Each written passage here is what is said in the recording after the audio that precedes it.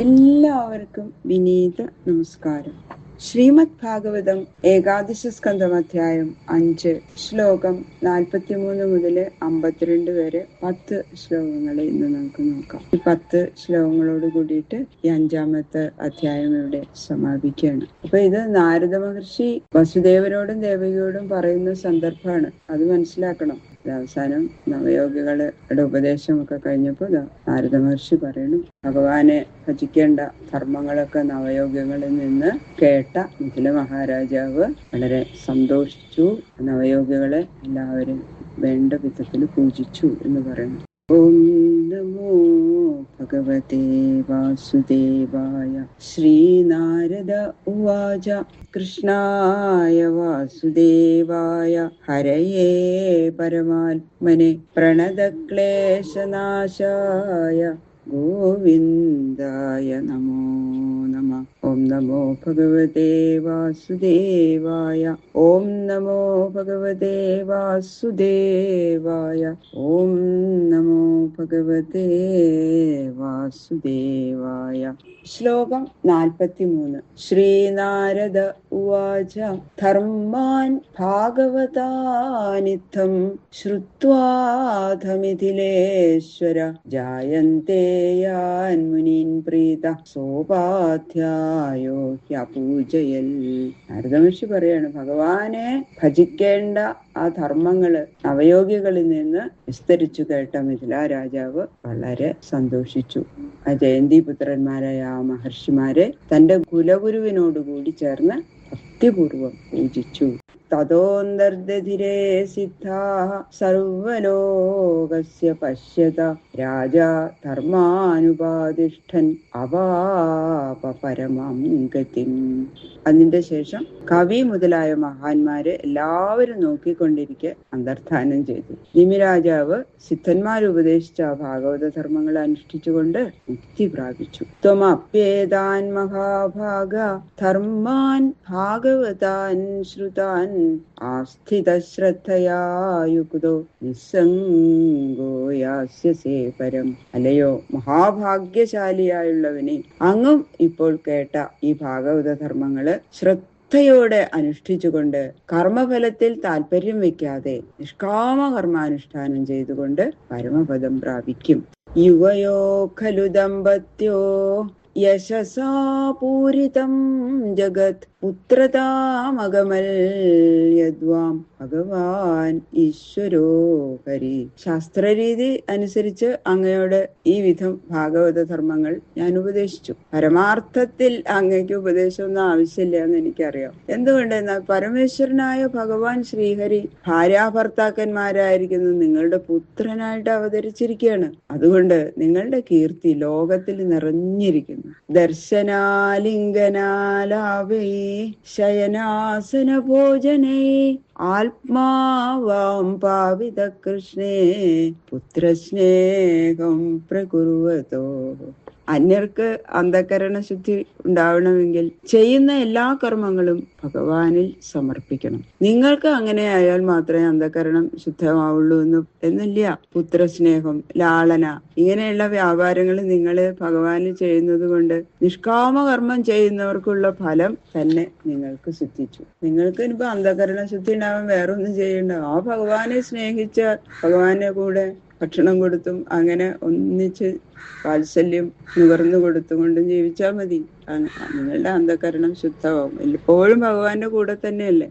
അപ്പൊ നിഷ്കാമ കർമ്മം ഫലം ചെയ്യുന്നവർക്കുള്ള ആ ഫലം തന്നെയാണ് നിങ്ങൾക്ക് സിദ്ധിക്കുക എന്ന് പറയുന്നത്. നിങ്ങൾ ഭഗവാനെ എപ്പോഴും കണ്ടുകൊണ്ടിരിക്കുന്നു, ഭഗവാനോട് സംഭാഷണം ചെയ്യണു, ആലിംഗനം ചെയ്യണു, ഒരുമിച്ച് കിടക്കുന്നു, ഒരുമിച്ച് പൂജിക്കുന്നു. ശ്രീകൃഷ്ണനിൽ പുത്രൻ എന്നുള്ള സ്നേഹം എത്ര വാത്സല്യത്തോടെ വെച്ചുകൊണ്ടിരിക്കുന്നു. അങ്ങനെയുള്ള നിങ്ങളുടെ അന്ധകരണം കർമ്മങ്ങൾ കൊണ്ട് തന്നെ പരിശുദ്ധമായിട്ട് ഭവിക്കണു. അന്ധകരണം നിർമ്മലമായി വരാനാണ് ഭാഗവത ധർമ്മങ്ങൾ പരിചയിക്കുന്നത്. എപ്പോഴും നിങ്ങൾ ഭഗവാനോട് ഇങ്ങനെ സംസർഗം ചെയ്തുകൊണ്ടിരിക്കുകയല്ലേ. അപ്പൊ ജ്ഞാനം ഉണ്ടാകുന്നതിന് വിരോധമായിട്ടുള്ള യാതൊരു ദോഷങ്ങളും നിങ്ങളുടെ അന്ധകരണത്തിൽ ഇല്ല. അതുകൊണ്ട് സാധാരണക്കാരോട് ചെയ്യേണ്ടുന്ന ഉപദേശം നിങ്ങളോട് ചെയ്യണമെന്നില്ല. പുത്രൻ എന്നല്ലേ ഈശ്വരനെന്നല്ലല്ലോ വിചാരം എന്നൊന്നും നിങ്ങൾ ശങ്കിക്കണ്ട. വിചാരം വസ്തുഗുണത്തെ മാറ്റുകയോ മറിക്കുകയോ ഒന്നുമില്ല. എല്ലാ വിചാരവും ഈശ്വരനിൽ പ്രവേശിച്ചാൽ, ഏതുവിധം വിചാരവും ഈശ്വരനിൽ പ്രവേശിച്ചാൽ ബന്ധമോചനം തന്നെയാ ഫലം. മറ്റേതാ ഉദാഹരണം പറയണം. വൈരേണയം നൃപതയ ശിശുപാല പൗണ്ഡ്ര ശാൽവാദയോ ഗതിവിലാസ വിലോകനാദ്യൈ ധ്യായന്ത ആകൃതധിയശയനാസനാദൗ തൽസാമ്യമാവു അനുരക്തധിയാം പുനഃകിം. പുത്രാദികളിലുള്ള സ്നേഹം ബന്ധത്തിന് കാരണമല്ലേ. അതുകൊണ്ട് മുക്തി എങ്ങനെയാ സിദ്ധിക്കുക എന്നൊന്നും വിചാരിക്കണ്ട, അങ്ങനെയൊന്നും സംശയിക്കുകയേ വേണ്ട. ശിശുപാലൻ, പൗണ്ഡ്രക വാസുദേവൻ, സാൽവൻ മുതലായിട്ടുള്ള രാജാക്കന്മാര് വൈരം നിമിത്തം ഭഗവാന്റെ സഞ്ചാരം, ക്രീഡ ഇത്യാദികളിൽ മനസ്സ് വെച്ചുകൊണ്ടിരുന്നു. ഏതു വിധത്തിലായാലും അവരുടെ മനോവ്യാപാരം ഭഗവാനിൽ ആകയാൽ അവരും ഭഗവത് തുല്യരായി സാരൂപ്യമുക്തി പ്രാപിച്ചു. ശത്രുവായിട്ടാ കരുതിയിരുന്നത് അല്ലെ ഇവരൊക്കെ. അങ്ങനെ ഇരിക്കെ ഭഗവാനിൽ അത്യന്തം സ്നേഹത്തോടു കൂടി ഇരിക്കുന്നവർക്ക് സിദ്ധിക്കുന്ന ഫലം ഇന്നതെന്ന് പറയണോ? ഇത്ര ശത്രുക്കളായിട്ടും കൂടി മുക്തി കൊടുത്തു ഭഗവാൻ അല്ലെ, പരമപദം കൊടുത്തു. സ്നേഹം മാത്രം കൊടുത്തുകൊണ്ട് ജീവിക്കുന്നവർക്ക് ഇന്നതാണ് കിട്ടാന്ന് പിന്നെ പ്രത്യേകിച്ച് പറയണ്ടോ. അവർക്ക് സായുജ്യ മുക്തി തന്നെയാണ് സിദ്ധിക്കുക, നിശ്ചയം. ശ്രേഷ്ഠമായിട്ടുള്ള ഒരു ഔഷധം എങ്ങനെ സേവിച്ചാലും അതിന്റെ ഗുണം സിദ്ധിക്കും അല്ലെ. അതിന്റെ ഗുണങ്ങൾ മുഴുവൻ അറിഞ്ഞിട്ട് വേണമെന്നൊന്നുമില്ല. അപ്പൊ അറിവോടും ആദരത്തോടും സേവിച്ചാൽ ഫലം സിദ്ധിക്കുന്നതിന് മുമ്പ് തന്നെ സന്തോഷിക്കാം. കഷ്ടപ്പെട്ട് സേവിക്കുന്നതായാൽ ഫലസിദ്ധി വരെയും മനസ്സിന് നല്ല സുഖം ഉണ്ടാവില്ല. കിട്ടുമോ, അത് എങ്ങനെ കഴിക്കുക, അങ്ങനെയൊക്കെ സംശയിച്ച് കഴിക്കുകയാണെങ്കിൽ അസുഖം മാറുന്ന വരെ വിഷമായിരിക്കും. പക്ഷേ മാറി കഴിയുമ്പോ വളരെ സന്തോഷം അല്ലെ. ഇടയ്ക്ക് ചില സങ്കടങ്ങളൊക്കെ ഉണ്ടായെന്ന് വരാം. അതുപോലെ എതിർക്കുന്നവർക്ക് യുദ്ധം മുതലായ ചില അസഹ്യ വ്യാപാരങ്ങൾ ചെയ്യേണ്ടതൊക്കെ ആയിട്ട് വരും. എങ്കിലും എപ്പോഴുമുള്ള ധ്യാന നിമിത്തം ആ ശത്രുവിനെ തന്നെയല്ല ധ്യാനിച്ചുകൊണ്ടിരിക്കുന്നത്. ആദിമധ്യാവസാനങ്ങളിലും ഒരുപോലെ സൽഫലം തന്നെ കിട്ടും. മാവധ്യ ബുദ്ധിമകൃധാ കൃഷ്ണേ സർവാത്മനീശ്വരേ മായാ മനുഷ്യഭാവേന ഗൂഢൈശ്വര്യേ പരേവേ.